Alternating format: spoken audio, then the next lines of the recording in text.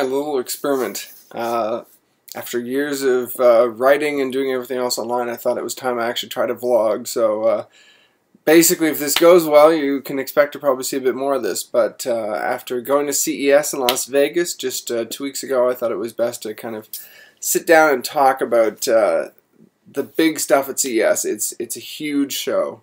The funny thing is, after going to CES, I heard so much about how huge it is, and it's like, you know, this room is 2 football fields long or whatever. The funny thing is, it's big, but it's not unmanageable, especially considering that media get a whole week to go through it. It's a lot like a convention, you know, any convention, like a comic book convention, especially if you're a nerd. That may sound familiar. Especially considering there's booth babes even, you know, there's a lot in common there. But the thing is, the quality of the technology is kind of amazing. I've never heard of anything quite so big as what CES packs into one room. And then when you consider there's at least 5 rooms, you've got the Las Vegas Convention Center, you've got the Venetian. Both of those places are packed. And on top of that, you've even got press conferences and parties and everything else. To be honest, there's a lot of eye cases.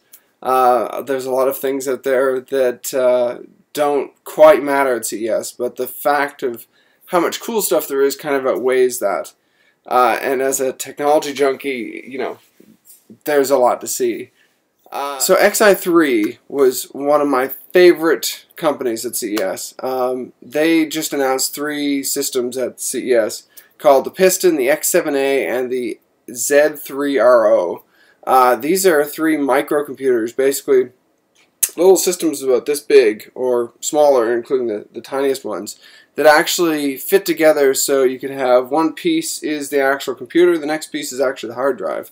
And in most cases, the hard drive is bigger than the actual system, except for the largest Pro ones. And the systems that they are developing are just ingenious. They actually won a number of awards at CES.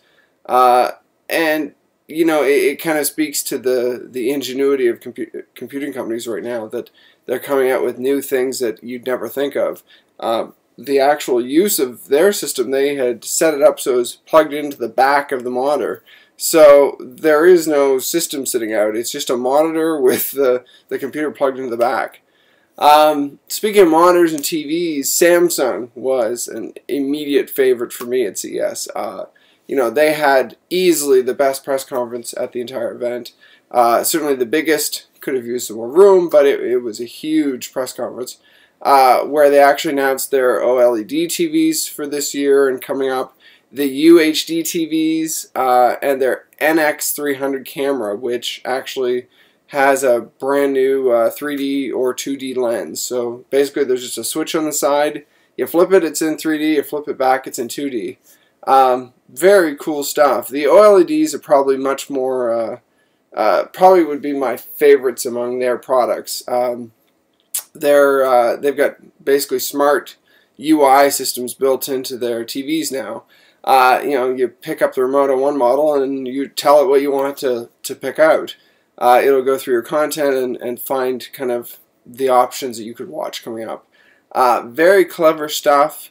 They've got new laptops and everything else, but I think their TVs and the OLED are phenomenal, including their curved TVs, which actually present the option that when you're sitting in front of it, every point of the screen is the same distance away from you.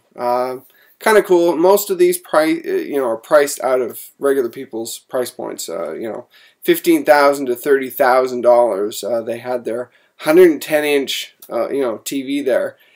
The resolution though is mind-blowing, and it speaks to the fact that in 2 to 3 years, most people are going to be switching to even the next generation of high-definition television. LG actually also had some phenomenal stuff. Their OLED TVs as well. They had ultra-wide monitors, which were one of my favorite things. They're actually set up this wide, but the cool thing is that you can actually display 2 different inputs through it. So you want to have your computer on one side, you want to have TV on the other. You can actually set up that way. That was pretty cool. They also have a pocket printer. You basically just tap your phone against it, and using NFC, it actually transmits a photo and prints it out on special photo paper. They're just kind of tiny little things that I expect will be kind of cool for the kids, if nothing else. They also had a huge 3D wall. I mean, that was more just for show for CES attendees, but it was probably one of the most impressive things about CES. You walk into this one space, and the entire wall, as far as you can see, 2 stories up and probably, I don't know, 4 or 5 stories across, was this giant, composite TV. The thing is, though, of course, CES isn't just about big companies. The XI3 company is a great example. There's a lot of small companies as well. I had a chance to sit down with Parrot, who are the people behind the Zik headphones and the AR Drone 2.0. But they also showed off to me the Zikmu speaker. Basically, it's a freestanding little, well, it's not a little speaker, but this tall, and it actually kind of flutes out at the bottom. Incredible sound. You can use these things as single speakers, or you can put 2 in a room together, and you kind of have a master and slave setup, same as you would a Flash. And really cool sound. They had a special room just to listen to it. They also had the flower power sensor, which, it sounds kind of funny, but it's a very clever little tool. Basically, the sensor's going to be coming out probably in the next few months. You pop it into your flower pot or whatever, you open the app on your phone, tell it which kind of plant it is, and it's going to monitor your plant for when you need to water it, what nutrients it needs, everything. And it basically has, I can't tell you the number, but thousands of plants in the database. So if you have a flower, it can either help you identify it, or it probably can just show you if you know the name. Spider was another cool company. They were showing off their Power Force headphones. They're just about to launch their Moonlight headphones and their Dolby Digital headphone amp. That was probably the coolest thing. The Moonlight headphones are amazing monitor quality headphones, but the Dolby Digital amp, it's basically just a little thing about this big. It's going to retail for around, I believe, $100. You just plug your headphones into it. It doesn't even matter if it's Spider headphones or not. And you turn it on, and the bass quality sounds like you're actually in a movie theater. So for music, but especially for me, for watching movies, very cool quality. Not something you see just everywhere. I would expect the better the quality of the headphones, you're plugging into it, the better, but, very cool. One of the other really cool companies that I found at CES was a company called Tribeca. They had wood headphones, so basically, the rest of the body is obviously metal, but the actual chamber for the audio is wood, and they had a different type of wood for each different type of music. So pop was one style, rock was another, hip-hop had another.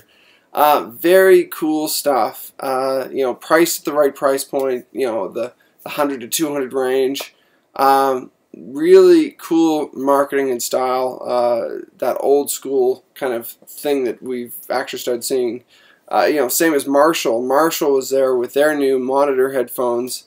The cool thing about them, of course, is that Marshall's been around forever, and they're still staying true to that original kind of old school style for, the rock amps, basically. Sennheiser, I mean, those were the cream of the crop in terms of headphone quality. Porsche by Logic 3, also very cool, but I gotta give props to Sennheiser just for having the best quality audio. You stick a pair of their headphones on, and there's no mistaking what you're listening to. It's why the pros pick these up. That said, for the price point, Marshall, Tribeca also had very reasonably priced headphones in the right range if you're not willing to pay what Sennheiser is charging. Speaking of charging, there's Bang & Olufsen. It's hard to step into an event with Bang & Olufsen and not be impressed. The price points are very high. It's the kind of price point that you expect for the quality you're getting, to be honest, because the stuff they're making is handcrafted. But, you know, it's still, there is a sticker shock there. But that said, the Beoplay A9 speaker, it kind of looks like a drum. It's a giant speaker, but this big, basically, that stands on wooden kind of drumsticks, they almost look like. And you set these up kind of one in a room, and it fills the space. Incredible stuff. All of their products were amazing, but I have to say that that one, which was an award winner at CES, definitely stood out as one of the best speakers I've ever heard. And the nice thing is, too, is that the way they've set up is, you know, it does have the interaction that you can use your phone to send audio to it, but at the same time it has features that you actually just reach out and touch it, and, you know, you can increase the volume, you can pause it, anything like that.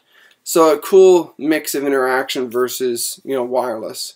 That was definitely one of the other huge highlights in terms of audio products. No one really touched Bang & Olufsen in terms of products like that, but there's not a lot of competitors in that range except for, you know, the really high-end guys. And the nice thing about Bang & Olufsen is they're actually kind of a niche competitor to that marketplace. I also have to talk about some of the other products though outside of audio. Urban Hello was this company that's just starting up. They're actually looking for money right now to get their next product, or to get their product out. It's actually a weird little phone. You know, you can pick it up and talk into it, but the idea is really that you can set it in a room and talk to it from any angle, and also allows you to kind of use it as a speakerphone, in other words, with anyone else in the room. That was cool. The other cool product actually was one I took with me. The guys at Globalgig lent me this. Basically, it's almost like a cell phone. It's a wireless hotspot. A lot of people have been using them. The difference is that as a Canadian going into the States, the rates on wireless data are crazy if you're, you know, trying to pick it up on roaming. The cool thing about this is you take it with you, you turn it on, it's got 3 to 4 hours of battery life.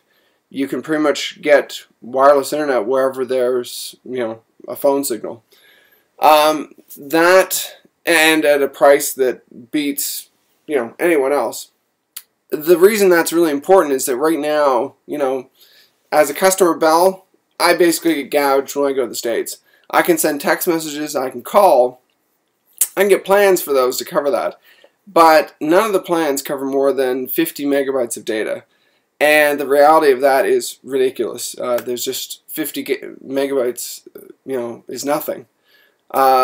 So when you have the opportunity to pick up a little device like this and you're traveling out to the States and you can use this, you know, I'm pretty impressed. I don't travel enough to the States to make this worthwhile, but for anyone else, it's one of those things that you could pick up and use.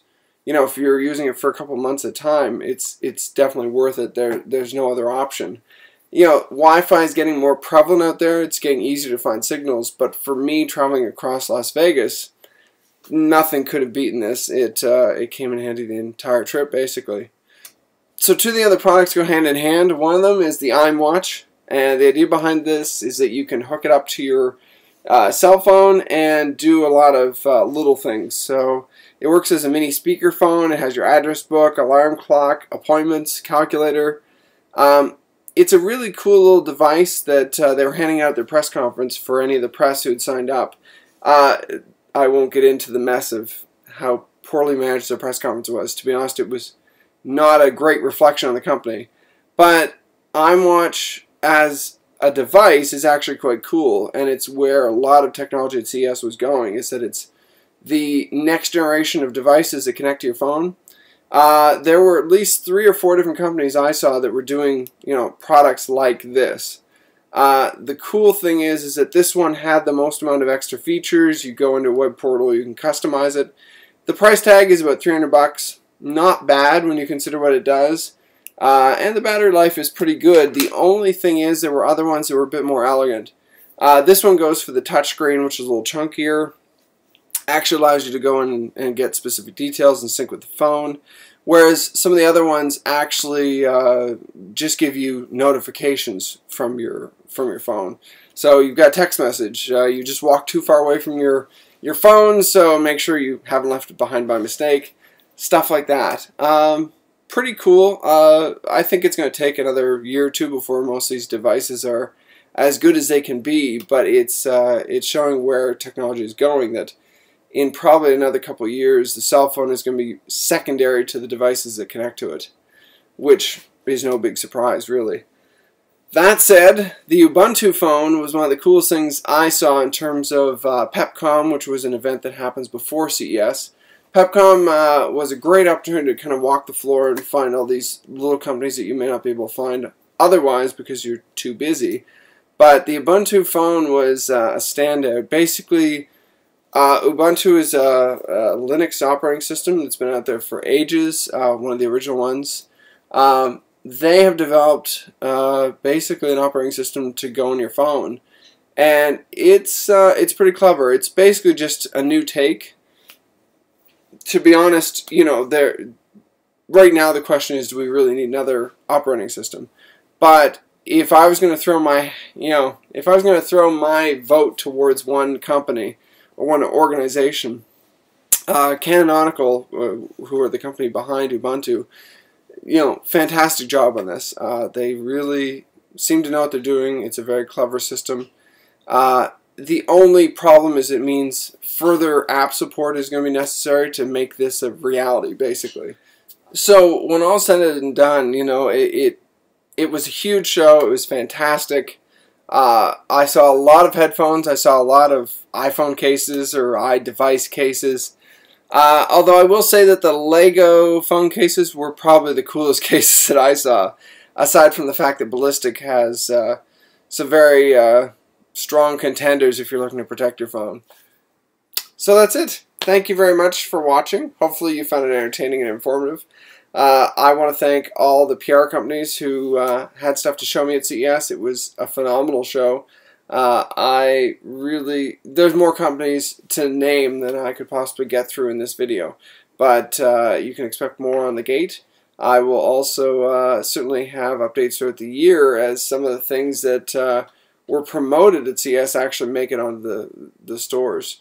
Otherwise, drop me a line if you have any questions or comments. You'll find the link to send a comment through in the description. So thank you very much.